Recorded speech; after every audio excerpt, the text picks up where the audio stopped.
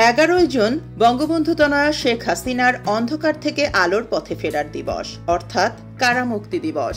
বাংলাদেশ আওয়ামী লীগ সভাপতি ও বর্তমান মাননীয় প্রধানমন্ত্রী, গণতন্ত্রের মানসকন্যা, জননেত্রী দেশরত্ন শেখ হাসিনা 2007 সালে 1/11 এর রাজনৈতিক পট পরিবর্তনের পর ক্ষমতা গ্রহণ করে সেনা সমর্থিত ডক্টর ফখরুদ্দিন আহমেদের নেতৃত্বাধীন সেনা সমর্থিত তত্ত্বাবধায়ক সরকার। একই বছরের 16 জুলাই আওয়ামী লীগ সভাপতিকে তার ধানমন্ডির বাসভবন সুধা সদন থেকে গ্রেফতার করা হয়। 2008 সালের এই দিনে 11 মাস বন্দী থাকার পর জাতীয় সংসদ ভবন এলাকায় স্থাপিত বিশেষ সাব জেল থেকে তীব্র আন্দোলন সংগ্রাম, বিভিন্ন মহল ও জনগণের স্বতঃস্ফূর্ত দাবির মুখে আমাদের প্রিয় নেত্রী মুক্তি পান।